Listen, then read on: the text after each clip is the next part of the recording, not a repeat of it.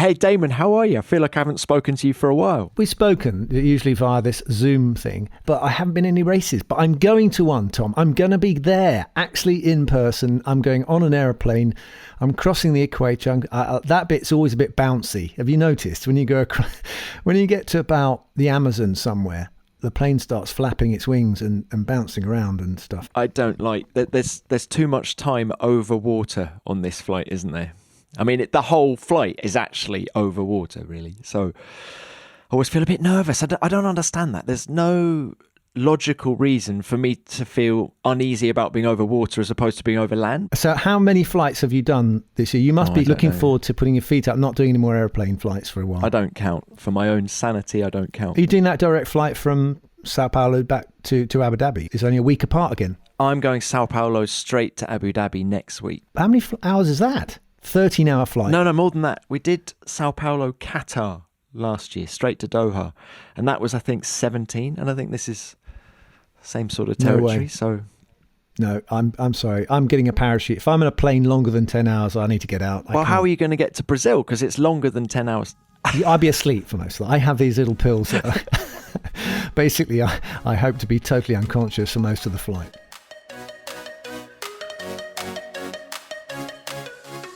Welcome to F1 Nation, and this is the Brazilian. Well, it's not the Brazilian Grand Prix, is it? It's the Sao Paulo Grand Prix, Tom. And Tom is going to go. He's going to drag himself onto another aeroplane. I haven't been to a race for a while, so I'm quite excited. And then when we get there, we're going to have to delve straight into some fantastic. We've got the most important thing is, of course, this has got a sprint race in it. So it's actually two races we've got coming. 2 races for the price of 1. But you're still excited, aren't you? Still excited, yes. Good. I'm excited for lots of reasons, Damon. I love every Grand Prix. I think each Grand Prix is unique. It's a prototype, and it's weird, but people go, oh, now that the championship's done and dusted, what's there to get excited about? In a way, it makes absolutely no difference to me whether the championship is alive or not, because as I've just said, each race is unique, and the drivers are going flat out to win that Grand Prix, the Sao Paulo Grand Prix this weekend. And I love it for that. And as you just said, we've got a sprint race on Saturday. We've got the Grand Prix itself on Sunday. I love the fact this race at Interlagos is now in November. The average rainfall for November in that part of Brazil is 145 millimetres, which is 3 times what we get in London at this time of year. So we're going to have rain. No, it's not. It's not. I can guarantee you we have had more rain this November in England than they've had in Brazil. But we'll see. I think the race is on. I think we've got our own monsoon going on here. I mean, this is just ridiculous. Anyway, can't wait to get out. Hopefully it's not raining in Brazil when I get there. Damon, before we throw it forward to this weekend, you weren't in Austin or Mexico City. Did you miss me? Yeah, of course. What was your take? It seemed to go very well without me. I've noticed Formula 1 can carry on quite successfully. No, it's not as smooth. The dulcet tones of Damon Hill, we miss that. Well, I loved Mexico, I mean, and Austin as well, but Mexico particularly because of Sergio and, being on the podium and all that stuff. The fans are absolutely fantastic. They're so enthusiastic. And, of course, to have a Mexican driver, it was a huge fiesta. On that topic, I went out to the Foro Sol during the drivers' parade on Sunday morning, just prior to the race. And as Checo came in, 50,000 people went nuts. Checo, Checo, Checo. It was the most extraordinary thing I've witnessed at a racetrack, bar none. It made the hairs on the back of your neck stand up. You could hear it on the TV, which is very unusual, to actually hear that sound of, you're used to it when you're watching football or something, but at a race meeting, normally the engines drown it out. But I mean, it was very noticeable, very, very exciting. And as you say, hairs on the back of your neck go up. Because he didn't win. He couldn't do it. Max is too good. 14 Grand Prix is it this season now? 14 now. Yeah, which is a record. Yeah, and also actually he also got the record for the number of points. 416 points and counting so far this year, breaking Lewis Hamilton's record from 2019. But he modestly points out that they have more races these days, so he's trying to kind of play it down a little bit. He does seem to keen not to get the whole thing overinflated. But Are you questioning my stats? No, I'm not questioning your stats. I think it's all, but is it a percentage? Because of course the winningest driver of all time in percentage terms is Alberto Ascari in 1952. Alberto Ascari, who won. Didn't he won 5 out of 6 or something like that? There was only a few, I think it was only 6 races. Or something. It might be 6 out of 7. I don't know, but he certainly did 9 on the bounce. But maybe that was over 2 seasons. Yeah. 2 seasons, okay. I think. Yeah, end of one, beginning of the next. But yeah, going back a long way. Yeah, actually, Damon, talking of that era, reminds me of some very sad news that broke since I got back from Mexico, which is Mauro Forghieri. The technical genius at Ferrari in the 60s and 70s, has passed away, which is very sad. Can you imagine what that guy went through? He was 26 when Enzo Ferrari rang him and said, "You are in charge of all of Ferrari's racing activities, from sports cars to Formula One. Off you go." Age 26. And the magazine you used to write for, F1 Racing, there was a fabulous interview with him. You didn't do it, did you? There was another chap that did the interview, but they actually went down and chatted with Forghieri in his fantastic period villa that he lived in, surrounded by his memorabilia, and he sounded like an absolutely delightful man.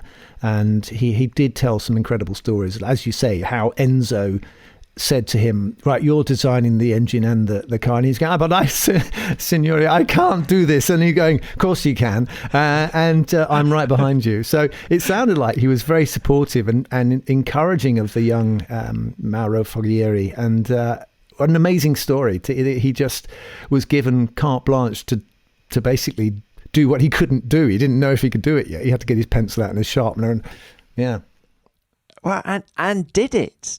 Damon, he did it. He won the championship with Surtees in 64, and then, of course, Lauda in the 70s, 75, 77, Scheckter in 79. He then went to Lamborghini and sort of brought them into Formula One with their V12 engine. Incredible career, and will be much missed. And part of the keystones, well, I mean, of the story of this sport, isn't it? I mean, because it's not just about what's happening right now. It's everything we watch today is sitting on top of this incredible history of these remarkable people like Enzo and like Forghieri, and they're names that you hear when you're coming into the sport. Somebody goes, "Oh yeah, Forghieri, blah blah blah," and you go, "Who's that?" And then you find out that these people who are invested 100% in Formula One. I was very sad in that he was at Monza in 2019 when Jody Scheckter ran his Ferrari celebrating 40 years of his world championship. And I met Mauro and said, "Mauro, I would love to do an interview with you for the sister podcast that we do here at Formula One called Beyond the Grid." Yes, I'd be very happy, very happy. So he gave me his email address, and then I guess maybe a month later I emailed him and didn't get a reply, and then tried a few months later, and sadly, I think he's been ill. So it never happened, and I never managed to sit down with him for an hour and have a proper chat about it all. But undoubtedly a legend. So we've got now this last 2 races. What can be achieved? We've got the tight battle between McLaren and Alpine still. Second place in the championship. Checo is now 5 points ahead of Charles Leclerc. Okay, because of Mexico, right? That third place in Mexico bumped him ahead. And also Suzuka, of course. He didn't help himself there, did he, Charles? But anyway, Ferrari are all at sea, weren't they? I mean, they weren't able to perform in Mexico. Slightly an altitude issue to do with their tiny turbos that they have. Yeah. So they have to run them faster. We had the technical illustrator, Giorgio Paulo, on the show last week, and he was explaining that. Do you remember back in Austria, Carlos Sainz had that horrible turbo fire, and in the race, and he was actually the car was on fire and rolling backwards, and it was all getting quite messy. You never get out of the car while it's still moving. It's not. You have to get back in again, and if it's on fire, that's not a good thing. So as a result, they detuned the engines in Mexico, and the combination of a lack of power, and I think there were some aero efficiency problems as well. They were nowhere, and of course we go to Sao Paulo, which is 800 meters above sea level, so it's still an altitude race, and I'd be fascinated to know what they're going to do in terms of engine tuning. Can they run it? Can they give it full beans? Or me, I would definitely risk it if I were them, because Charles Leclerc didn't have any reliability issues in Austria, and it's the same kind of altitude. So no, but it's a cost that you've forgotten the cost cap, haven't you? You can't go blowing up engines everywhere, all extra costs and all that. So, they have to be really careful even now. But it sounds to me like they're running to the end. They're trying to lick their wounds a bit and kind of move on to next year. So their drivers are in, basically not getting upgrades, they're not getting development. They're probably going to be conserving their power units as well, because it'll still add up in terms of cost. I would imagine, wouldn't it? I mean, if they can't, they blow up an engine, there's still another load of cost for them. Budget cap is a very good point, but they are currently just 40 points ahead of Mercedes in the Constructors' Championship. Right, Lewis Hamilton has finished second at the last two races. They qualified second and third in Mexico. I feel that the juggernaut that is Mercedes is coming. I don't know if they're going to win a race or not, but in terms of, if I were Ferrari, I would be looking over my shoulder. And I don't think it makes for good reading this winter if they finish third behind Mercedes, given the car they've had this year. Okay, how do you work this out? Because I'm not terribly good when it comes to doing very complicated calculations. And as you know, the cost cap is a very complicated calculation, because if you do better, you're penalised for the next year. So is it in Mercedes' interest? So you're penalised in terms of wind tunnel time. So you the better you do, the less chance you have of improving. The guys at the back have a bigger window of improving if they can afford to do it, of course. I know where you're going. So you know what I'm going. They're sitting there going, well, hang on a minute, we might get a bit more wind tunnel time if we don't come second in the Constructors' Championship. It's win or bust for Ferrari. They're not interested. Whether it's second or third, we may as well finish third because we'll get more wind tunnel time. I like where you're going with that. Maybe that is now. No, but you have to. They will actually have to be making those calculations, because you don't. It may be you don't want to come second. And then with Red Bull now getting an extra 10% of a reduction because of their penalty for going over the cost cap, they're now down at 63. So you really can make a dent in Red Bull's progress. This episode is sponsored by Trade Coffee.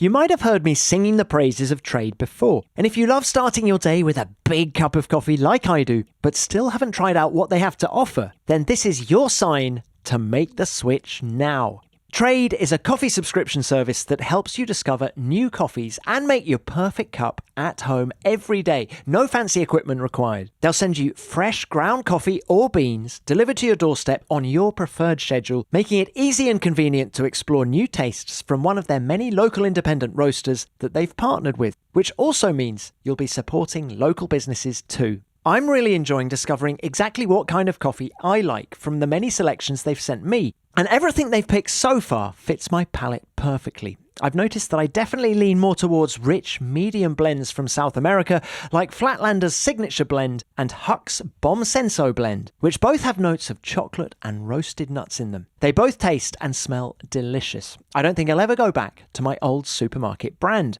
And it doesn't matter if you're just starting to explore your coffee tastes like me, or consider yourself an aficionado looking to discover something new. Trade guarantees you'll love your first bag, or they'll send you a new one for free. Upgrade your coffee today with Trade Coffee and let them take the guesswork out of finding your perfect cup. Right now, Trade is offering our listeners a total of $30 off your subscription plus free shipping at drinktrade.com/nation. That's drinktrade.com/nation for $30 off your subscription to the best coffees in the country. drinktrade.com/nation.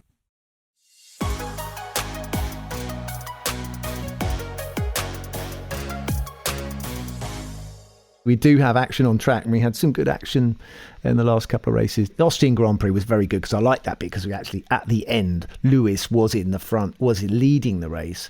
And I think it's the first time we've seen that scenario since Abu Dhabi last year.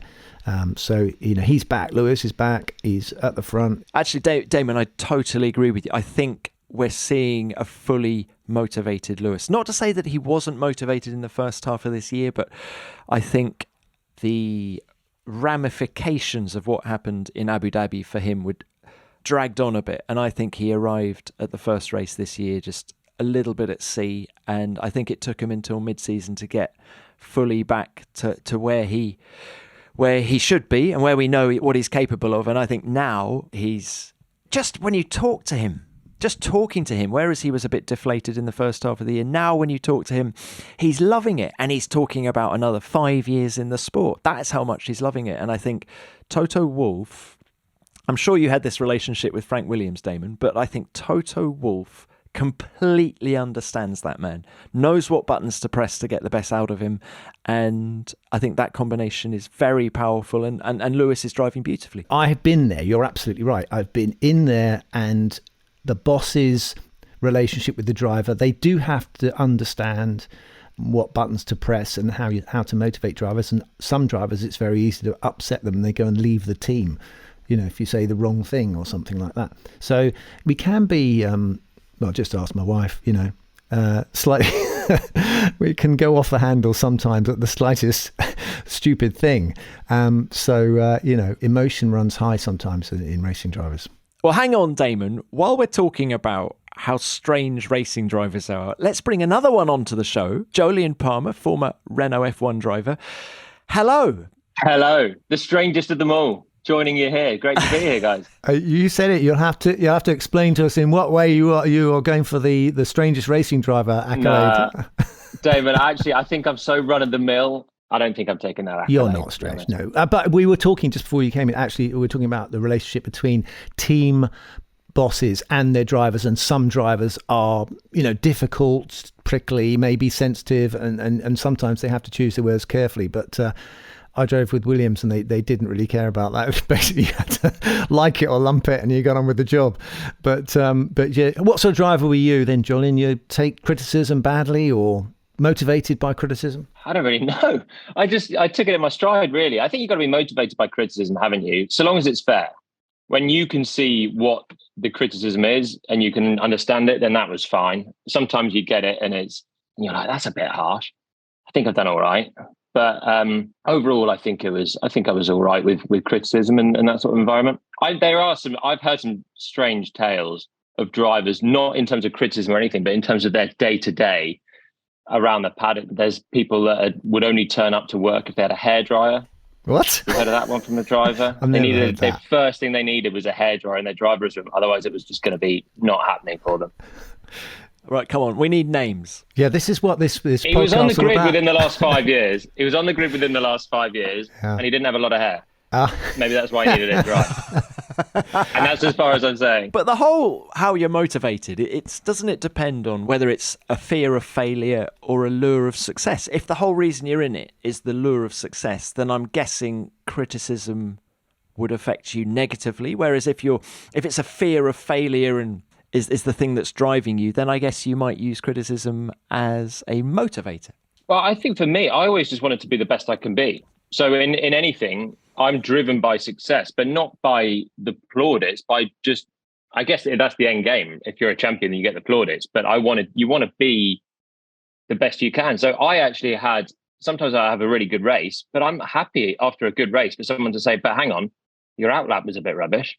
Why didn't you do that? And you can improve in some areas always. Whereas if people just pat you on the back when you've done something good, that's nice. It's happy days, but also you're happy to take a bit of feedback to improve the whole time, I think. Well, we were just actually getting on to Max, weren't we, Tom? In terms of what people are saying now about a driver. And, I think that obviously any driver would love to have had the things said about them that are being said about Max now, because basically his performance this year has been pretty sublime, hasn't it? And, you have people drawing attention to his lap time consistency during the Mexican Grand Prix, where he kind of lapped within 0.2 of a second virtually every lap for about 40 laps. And he has been driving so maturely and so serenely. He's reaching that next level, isn't he, in terms of how people regard his talent. Damon, where's he better than last year? Well, he's not having to fight another team for a world championship. So that feistiness, if you like, that feisty challenge. He didn't seem to have the same reaction to his competition with Charles as he's had with Lewis. There seems to be some sort of I don't know, difference of opinion between the two of those two, but less so with Charles Leclerc. So when Charles was a title contender, Max seemed to kind of deal with it quite comfortably. But you work on all this now, Jolyon, don't you? This is your business now. It's analysing with F1. You analyse races, and I've been down there, and I've seen, I've been with you analysing old races and race incidents. But you're basically an expert analyst, a bit like myself, but you're doing it with F1. And what do you make of Max, how he's changed, if he's changed at all this year? Yeah, I think the main thing is what you said, really, in terms of the change from last year. He's always been rapid. Last year, he made very few mistakes and was in the tight fight. This year, he's relentless, isn't he? I think the change that I see is not necessarily, it's harder to put the analytics on it, but more just the mentality of Max. And I think we saw it start of the year. He turned up and Red Bull didn't have the best car, and they broke down twice in the first three races. Leclerc was looking like the complete package. I think we all probably thought around Imola time, if Ferrari going to walk away with this? Is it that much dominance for Ferrari this year that they're going to wrap it up early? And then the turnaround from him to stay calm through all of that, to put in the year that he's done with wins from anywhere on the grid, taking on so many different challenges through those dominant race victories as well, and doing everything just quite calmly. Occasionally you get a bit of a feisty radio message still, like after the pit stop in Austin. But generally, I feel like he's able to sort of compartmentalize his thoughts a lot more, rather than driving with a deep passion that he was driving with last year with Lewis in the fights. But I think that I noticed Damon this year compared to last year, turning up. I just think it's when you become champion, he was relaxed fighting with Leclerc because he's won that championship already. Yeah. Do you remember Saudi Arabia, that game of cat and mouse just before the DRS detection point? And neither of them wanted to cross it first. And it was, I just felt that was a man completely at ease with himself and where he stands in the sport. But he did it last year as well, but they just ended up crashing. Because I didn't know which one you were referring to then, Tom. I thought you were going back to the previous season, which was very contentious, and of course provoked a lot more kind of tension, didn't it, in the field? So what he did it with Charles in Saudi this year as well. Yeah. Basically, Charles was race. He's a smart driver, and he was racing in Bahrain the same way, fighting for the DRS detection, and then he did it in Saudi, which was a huge thing. And then Max cottoned on and eventually got him and won the race.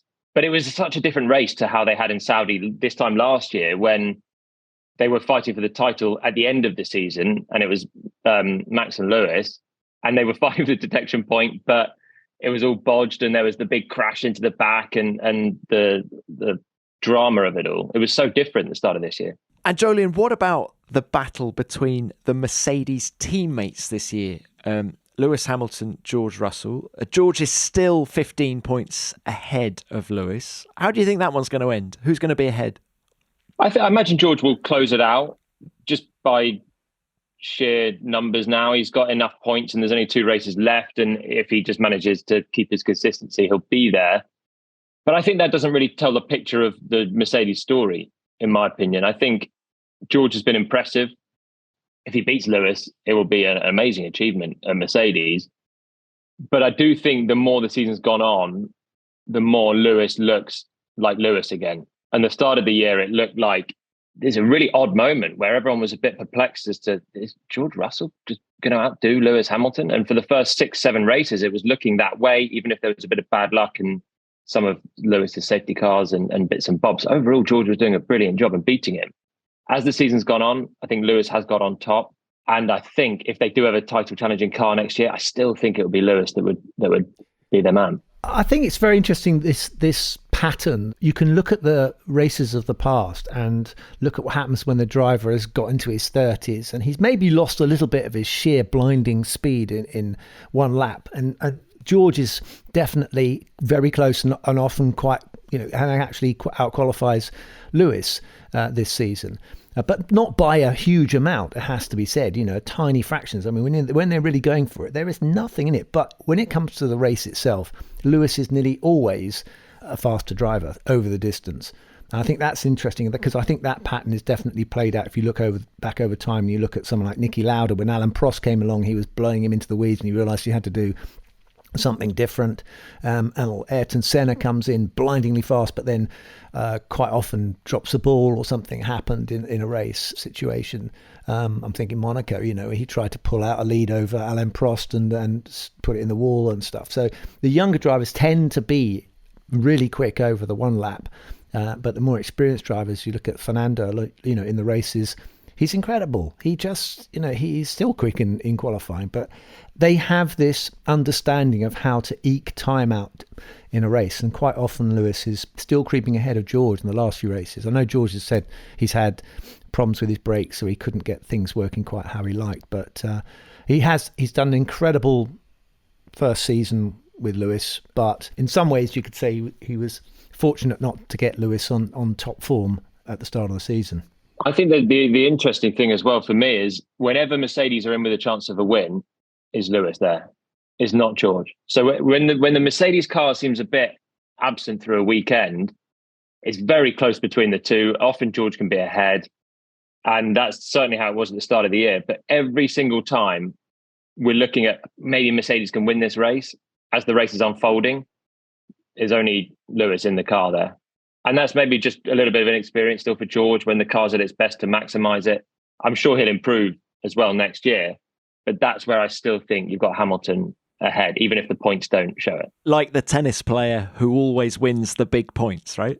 Yeah, it's a bit like that. But then he's not going to come out on top of the championship, I don't think. This episode is sponsored by BetterHelp.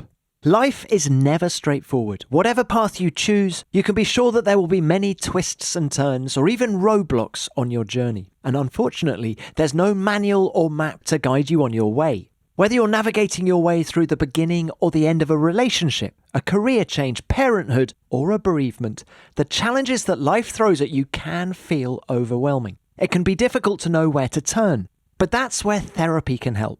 Consider it the closest thing to a guided tour of the complex engine called you. Therapy can help you learn so much about yourself that you may not have given the time to discover in the past. Talking about the challenges that you're facing can really help you gain perspective and understand your true feelings about a situation. Build your confidence in areas you've always struggled and help you recognize all your strengths instead of focusing on what you may consider your weakness. As the world's largest therapy service, BetterHelp has matched 3 million people with professionally licensed and vetted therapists, available 100% online. Plus, it's affordable. Just fill out a brief questionnaire to match with a therapist. If things aren't clicking, you can easily switch to a new therapist anytime. It couldn't be simpler. No waiting rooms, no traffic, no endless searching for the right therapist. Learn more and save 10% off your first month at betterhelp.com/F1Nation. That's BetterHelp, HELP.com/F1Nation.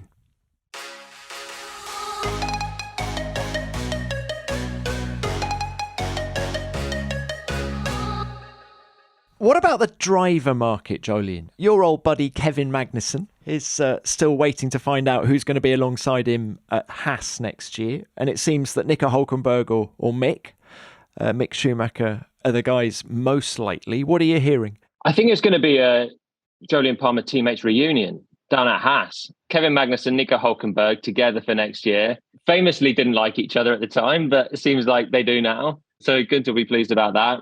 And a real curveball. I spoke to Nico in the summer, and he was saying, I think I'm done here. I've got nothing more. I don't think I'm going to get back on the grid. And suddenly this opportunity comes to him. And you can see why, with Haas needing or wanting experienced drivers. He's shown what he can do.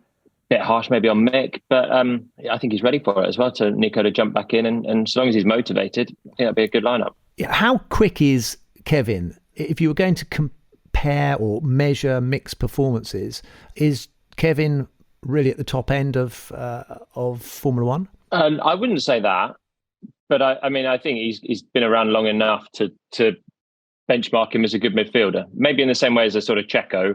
The top end, I think, is a really high level between your Max, your Lewis, your Charles, George, these guys. And I wouldn't put Kev in that bracket, but I think he's a really established, good midfielder, which is why he was brought back, basically. And I don't think he would see himself now as in that absolute top tier. But nonetheless, great benchmark for Mick. And the reason I feel it's a little bit tough on Mick is that he's been actually really close, and a lot closer than probably. Well, I don't know. What were you thinking, Damon? Were you thinking that he'd be struggling more compared to K-Mag this year? Certainly early on he was. He was a little bit, but I think he's lifted his game. I think Kevin has definitely made him realise there's more I need to do, but I need to be better. But I think he wasn't helped by having a not such a strong teammate last time. I think he's improved. I think he's still dropping the ball and costing the team a lot of money when he, unfortunately damages the car. So that was the issue. Whether you stick with him and hope it's going to turn around at some point, or whether you stick in someone who's an experienced old hand like Nico, where they are, really a guy that crashes the car is not what they need. I think for Mick, he's almost like he's had a rookie season, because last year was such a write-off for the whole team. But yeah, the big crashes have counted against him. And I think if you're talking short term, which you obviously are, with thinking about bringing Nico back 1 or 2 years, he will score more points, I think, than Mick. I think he's got experience. I think he's probably quicker at the end of the day. So long as he's motivated in the return and he's not going through the motions at this stage, if he's motivated and hungry for it to try and bring the team forward, I think Hulkenberg is probably going to come out as the better shot. And Hulkenberg was incredibly impressive when he subbed for Vettel at Aston Martin in the first 2 races. No winter testing and just jumped straight in and was immediately on Lance Stroll's pace. So that would suggest the motivation is there. The talent's there. He's so talented. That's what I think about Nico. He's a hard-working driver. Working alongside him, he was unbelievably quick, but he would also put in a shift with the engineers afterwards. And it was having worked with some drivers before, it was a case of, wow, this guy's a real pro, which is probably why Aston Martin love having him around. And then he can jump in a car, and he's a really talented driver, so he can jump in. I'm surprised his fitness and his sharpness was as good as it was early in the season, because I don't think he was expecting to be racing at all. But that's the lure for Haas, isn't it? That this guy can just jump into a car and wring its neck straight away. So you think the deal is done, Jolyon? I don't think the deal. I'm not confirming the deal is done, but everything points to that, doesn't it? Everything points to it. And Stoffel Van Dorn is now taking Hulkenberg's reserve driver, Aston Martin. I'm not announcing it. I was wondering if we were putting 2 and 2 together and making 5 because of the Stoffel Van Dorn announcement. But it seems that with Stoffel there isn't a job for Nico Hulkenberg next year. And I think Gunter's just this whole big crash thing for Mick has been Gunter's not liked it, has he? As he wouldn't as a team principal. I think that is the major thing counting against him, because actually pace-wise, pretty 50-50 between Mick and K-Mag as the season's got on. So second 2/3 of the year, take away that first chunk where K-Mag was really impressive coming back, there's not much to separate them in terms of points or pace. It's just the big crashes that Gunter's not liking. I'll never forget the one in Japan at the end of FP3, and he just on a practice start and was making his way back to the pit lane, and he took 2 corners off it, and ouch, Gunter's face then, wow. This is where you bring in the question, the awful question, which is that if racing drivers had to pay for the damage, how much damage would there be? I can remember leaving Jordan with piles and piles of crashed bits and thinking to myself, God, glad I don't have to pay for that. Anyway, you do at the beginning though, don't you, Jolyon? Your dad pays. Or yeah. You learn pretty quick not to. But then the problem is you gotta push the limits, because if you're trying to be conservative, then you just end up being slow. So you have to risk the crash if you're coming in, if any level of racing driver. You can't. It's a nice thought to be sort of thinking about the damage and no, it's not good, the cost for the team. But if you're thinking about that as you're driving, you're going to be terrible. It's the old Spinal Tap thing, isn't it? If you've got a driver who's on 12, you can always dial him back to 10. But if you've got a driver who's on 8 and they're still crashing on 8, when they try to get to 10, that's when you've got to say, okay, I'd rather have a faster driver and tell him to drive slower. But the thing is also with Mick, where he's crashed at Jeddah, in Monaco, and that wet one in Japan. The wet one in Japan was, it was a tough one, because there was nothing. It was just getting the car back to the pit. So let's call that an anomaly cold tyres, bit of brain fade. But Monaco and Jeddah, two massive crashes. I can't think of Mick having that many other spins or moments through the year. Whereas you look at someone like Charles, who's been in the wall in Paul Ricard, in Imola. Lewis hit the wall in Singapore, in Austria qualifying. But it was just the places where Mick's crashed as well, that if you're going to crash anywhere on the calendar, don't do it at the swimming pool in Monaco, and definitely don't do it in Jeddah anywhere, which is where he's done it, which is massively counts against him as well. So the final sprint of the year, well, it was pretty good last year at Interlagos, so I'm looking forward to it. Yeah, Perhaps we need Lewis Hamilton to start at the back again. Well, it was very tense last year, and you had this championship. He had to close the gap on Max, and he drove this unbelievable, just ridiculous. I mean, in the first sprint, he overtook. What was it? How many cars did he overtake? 12 or something? 15, I think. 15, and he basically added up after that. He had to overtake loads more again in the next race. So I think he overtook everyone about 3 times. But that's an exaggeration. But I mean, yeah, it was necessary. But then we had the track limit episode. I hate to drag it up again, but there was the max track limit pass, or preventing Lewis from passing. So we'll see how much water has been under the bridge since last year when it comes to Interlagos sprint race this year. But it's a track where you can overtake, thankfully. So we will see a lot of passing and a lot of drama. But and also championship over, it could be a bit of a scrappy one. I hope it'll be a scrappy one, because we haven't had many scrappy ones this year, have we? What do you mean by scrappy? Well, a few incidents, a few safety cars, something that you're not expecting. The only surprise podium we've had this year is Norris in Imola. Last year we had Ocon winning, you had Alonso hit the podium, you had Vettel and Gasly on the podium. Ricciardo won a race, blimey. It was all happening last year. This year, you've had Lando Norris creep onto a 3rd place in Imola, which was another sprint weekend. So I think you need a bit of a scrappy one, because otherwise you're looking at a Max probably win, because the Red Bull car, and certainly with long straight, will be very quick. Hopefully we get just a great race. It's a good racetrack, isn't it? With overtaking possibilities, the Senna S straight into turn 4, nice little lineup there. Do you think any of the drivers will be going into this race thinking, well, what's to be, what can be achieved, because the championship's resolved in many ways? Yeah, I think there is an element of burnout as well. When you've done 20 races in the year, there are many teams and drivers that are still fighting for things. So you got the Alpine McLaren battle. So their drivers are going to be so honed into that fight. Alfa Romeo, Aston Martin, all those drivers further back, if they've got a chance of some points, they will be huge still for their Constructors' Championship. And they will be absolutely in the know about that and who their rivals are. But there'll be a few in there who have done 20 races. Their future's set for next year. They're not really racing for anything other than just the fun of it.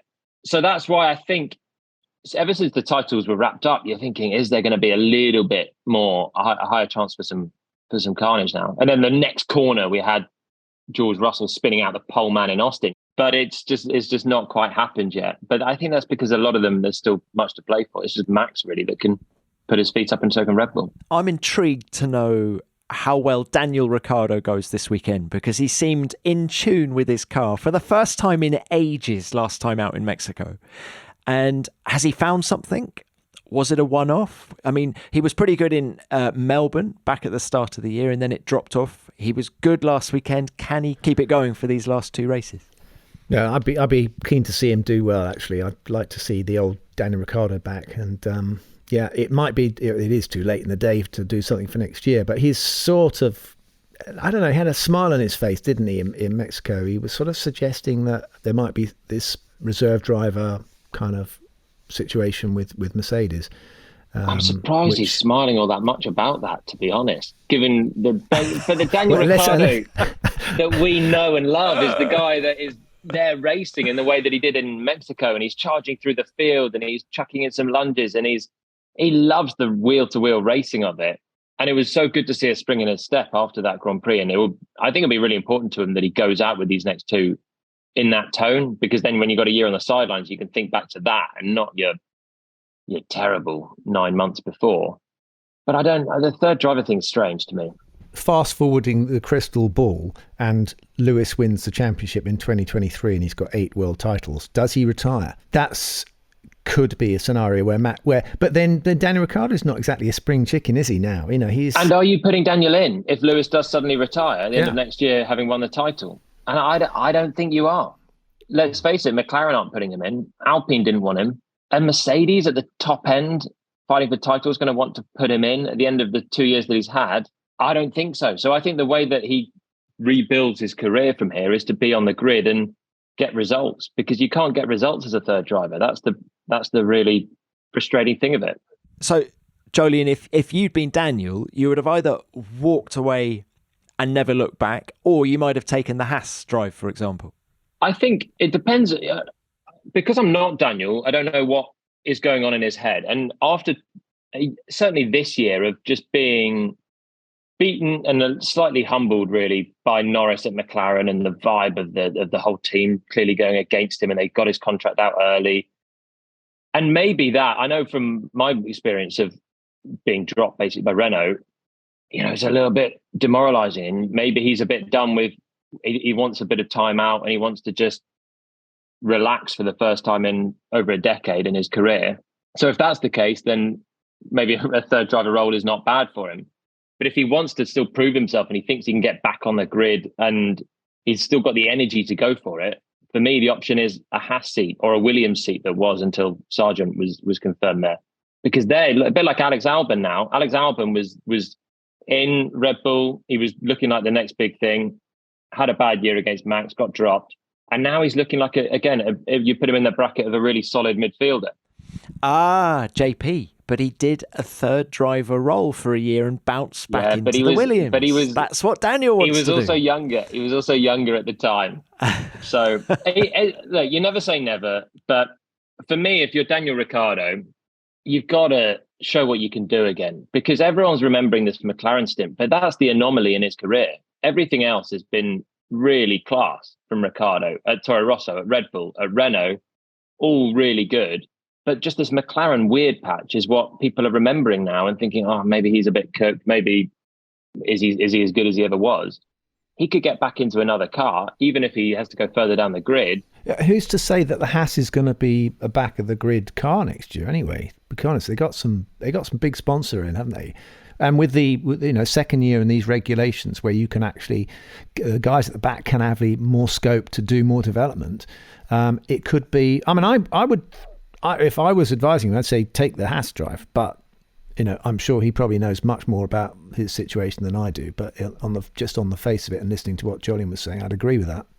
Yeah, but Damon, you'd be saying take the Haas drive and don't forget my 15% is what you'd actually be saying. What are you trying to paint me as? I mean, Tom, I'm non-mercenary driver. I mean, listen. If I was taking 50, I'd be managing more drivers than I do now, which I don't manage any. So, but anyway. No, I think, it's free advice. There you go, Daniel, free advice. This episode is sponsored by Rocket Money, and it's one for our US listeners. Did you know that 80% of us have signed up for subscriptions we've forgotten about? Whether that's an unused music streaming service, an Amazon Prime or Hulu account that you haven't accessed in months, across a year, it can add up to a huge amount of money that could be put to good use elsewhere. So ask yourself, do you know how much your subscriptions really cost? One way I make sure I keep track of my expenses and avoid spending money on subscriptions I don't even use is with the help of an app called Rocket Money, formerly known as Truebill. In the US, most Americans think they spend about $80 a month on subscriptions, when the actual total is closer to more than $200, a huge difference and a huge waste of money. What's great about Rocket Money is that it shows all of your subscriptions in one place and cancels those that you don't want or need anymore. It can even find subscriptions you didn't know you had that are costing you money. And to cancel a subscription, all you have to do is press cancel and Rocket Money takes care of the rest. So get rid of useless subscriptions with Rocket Money now. Go to rocketmoney.com/nation. Seriously, it could save you hundreds per year. That's rocketmoney.com/nation. Cancel your unnecessary subscriptions right now at rocketmoney.com/nation. Questions, please. Damon Hill, do you think it's time maybe you should change your approach to racing? Well, I don't know even how to start answering that question, but anyway. It's the Williams leading, Damon Hill! Some more questions, please. Damon, were you happy with the start? Damon Hill, congratulations for this winning, Damon. You must be satisfied. Any questions? Yeah. Well, Damon, it must have been absolutely gutting that last couple of laps. Damon, it looked like he had it really under control. Some more questions, please. Damon Hill has done a fantastic job. Question 1 from Rodrigo in Brazil. Hello Damon, how are you? I am a Brazilian fan. I would like to know how was race against and race with Ayrton Senna in your time. Thank you. Racing against Senna. Clearly the reputation preceded him and not me, so I think he was probably not too sure what to make of me, but he'd successfully dispatched with just about everyone else, so probably didn't worry too much about me. And I'm very conscious that Ayrton is an absolute massive legend and almost living god in Brazil, but for me as a racing driver, I had to take the view that I'm out there to race everyone. And I did get a ticking off from Ayrton when I went to Imola because he didn't like one of my moves, and he sent Jolyon Jacobi round to get me after the race so he could have a word with me. And this is when I was teammates with Alain Prost and I was in the Williams, he was still in the McLaren. I went round to his motorhome and he said, you're very young. And I was 6 months younger than him, so I wasn't very young at all. So, and he's saying, you're new to Formula One and you need to realise there are some things you can do and some things you can't do. Well, I was very familiar with Ayrton's racing history, as everyone was, and I was trying to rack my brains to think of something I'd done that he hadn't. Anyway, he was letting me know that he was watching me. But later in the year, actually it was earlier in the year in Brazil, wasn't it? We raced in '93. I think he was quite quietly pleased. I think I finished ahead of Alain, didn't I? Not only did you finish ahead of Alain Prost in that Brazilian Grand Prix of '93, you fought Senna for victory. Damon Hill into the pits, so I suspect that they've called him in, and the question is, can Senna really motor on? Crucial pit stop for Damon Hill, and he's got away pretty well from the stop too. And Senna coming up the straight now.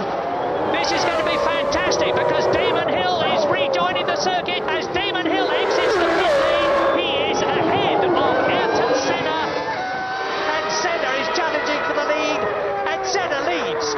Oh, Senna uses all his superior experience and takes the lead in the Brazilian Grand Prix from Damon Hill. And that was inevitable, really. Damon had to feel his way into the towers. Damon has done the right thing, quite honestly. Rather than fight Senna already had a lap and a half's experience in the conditions, and that was good driving by Damon. It will be his 37th Grand Prix win, and Ayrton Senna, to the delirious delight of his countrymen, wins in Brazil. That was one hell of a podium. There was you, Ayrton Senna and Michael Schumacher. Yes, and then I think, if I remember rightly, Fangio came up to present him with the trophy. So I've got a picture of me on the podium with these legends, and there's little old me, and was it my second race or something? I don't know, for the team. Ah, dear. But heady days. Interlagos is a great racetrack. You would never go and design a racetrack like that now. They just wouldn't do it. But it always produces fantastic racing, and to drive on it, because it's so difficult and bumpy and tricky, it gives the opportunity to people like Ayrton, to really great drivers, to actually eke out extra time over everyone else. And when it came to '94 and we raced there, I just don't know how Ayrton, he was miles quicker than me. I couldn't hold on to the car, but Ayrton drove just out of his skin. Unfortunately, he couldn't hold on to it forever, but he was in a totally different league, and I just, I had to really take a deep breath and go, right, there's something this guy's capable of doing that I have no concept of. I'm going to have to do much better. So being compared to Ayrton in the same car, he absolutely blew me into the weeds on that race meeting. Jolyon, as a young driver coming through, who was the person you were looking up to? Was it Senna? Fernando was the driver that I think I felt like I could learn the most from, because I was a young driver coming through, and I started my career in 2005, 6. So this was when Alonso was winning his titles. And it was actually the period when he went to Ferrari that I was in Formula 2, GP2, and I thought he was driving at the top of his game. Even if he wasn't the quickest driver, he was a driver that always found a way to be maximising the potential of that car, to be nearly winning the titles, 2010, 2012. So he was probably actually the driver that I looked up to the most when I was coming through, and that I was trying to learn the most from watching F1. Thank you, Rodrigo. Let's move to question 2.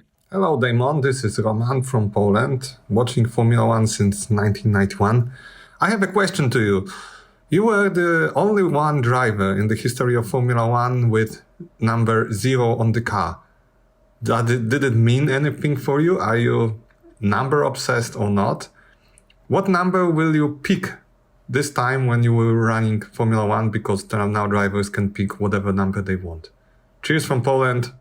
Yes, Roman, that's correct. Yes, I did race with the number, if you can call it 0, but it was the figure 0 because the number 1 and the team that I drove for had won the championship. It was Williams, but the world champion had left the sport. And in those days, we didn't have personalised numbers, so we couldn't choose. So the entry would have had to have put clearly the guy who was second, well, the guy who drove the team that got the number, they couldn't have the number 1 because there was no world champion. It was Nigel Mansell, and he'd gone to America. And so they put me down as 0, but I don't know whether that meant I was ahead of Alain Prost or just a nothing. I was a 0. I was a nothing, a complete nothing. And then the next year, what happens? Alain goes off and leaves a 0 as well. So I don't know if... So, yeah, basically, I think it was 94. Did I have a 0 on then as well? I think I might have done as well, again. So it was double 0. Did you have any say as to whether it was a 0? No, I did speak to Bernie about that. I said something along the lines of, could I have my own personalised number? And he went, no. So I was into that. I like the idea of 0 being your lucky number. Yeah. And you've just gone out and just gone, I'll go for 0. Well, there's interestingly, my dad drove a prototype Rover turbine in Le Mans, and that was number 00. So I'm not the only hill to have raced with a 0. The other part of the question was, what number would I choose? I don't have any superstitions about numbers. I mean, I think number 1 is quite nice. Lewis likes his 44. He doesn't like number 1, but I think Max did the right thing taking number 1. Number 1 looks good, but you have to earn it. That would be your choice now. I was hoping you were going to say 0. 0 is a kind of insulting number, isn't it? Don't you think? I mean, it literally means nothing or infinity, depending on how you look at it. Jolyon, if you were racing now, what number would you choose? Well, I'd take my number 30 back, the glorious number 30 that no one else has copied. Maybe they don't like it now. It's a bad omen. But I'm so fussed by lucky numbers and lucky stuff. So number 30 was basically given to me because I was the reserve driver at Lotus. Reserve drivers get given a number they have to run. Mine was 30. I looked at it and I thought, it looks a nice number. It's got a 0 in there, so I know Damon Hill will be happy with it. And I ran with it. I bet you didn't think that about the 0, but anyway, it's very kind of you to say so. Oh, and you probably thought Daniel Ricciardo will be happy because it's got a 3 in it. Well, exactly. I'm keeping everyone happy. It's my 2 favourite drivers from the past combined. Happy days. So those are all really good questions, and I'm sure you've got more racking your brains and you're dying to ask. So put them on a voice note and send it to askdamon@f1.com. Jolyon, it's been wonderful to have you on the show. Thank you so much for your time. Pleasure as always. Are you coming to Brazil? I am coming to Abu Dhabi for the big party, end of the year. Brilliant. Well, look forward to seeing you then. Before you go, you want a bit of jeopardy in Brazil, so give us your podium that you'd like to see. Ooh. Well, look, if I'd like to see it, then it's probably going to be a Fernando Alonso victory. Failing that, a Mercedes victory to get their one in for the year. Yeah, which driver? Which Mercedes driver? If either Mercedes driver win, that's going to be a good race. But let's go with Hamilton getting his win for the year. Who are you wanting to see? Oh, me. Yeah, you. Well, now you ask. We all like a bit of jeopardy, and I think, do you know, I think one of the reasons we get jeopardy in Brazil is the weather. Damon and I were talking about this earlier. In November, Sao Paulo gets 145 millimetres of rain, which is 3 times what we get in London at this time of year.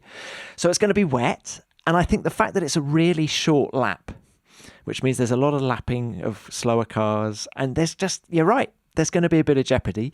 And Lando Norris is going to win his first Grand Prix this weekend. Make sure you tune in to witness that. Wow.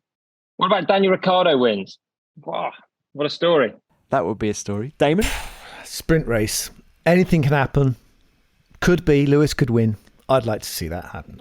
I don't like the idea of him going through an entire season and not having had a victory. I think that'd be a bit of a blot on his amazing career. But we all know the story, so it's not for want of trying.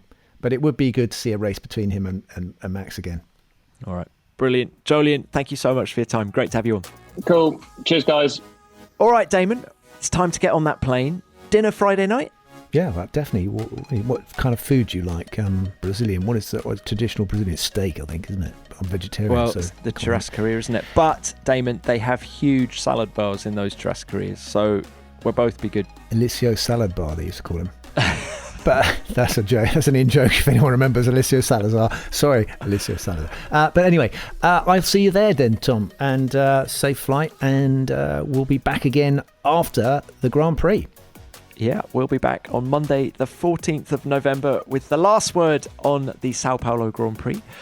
Otherwise, from me and Damon, thanks for listening.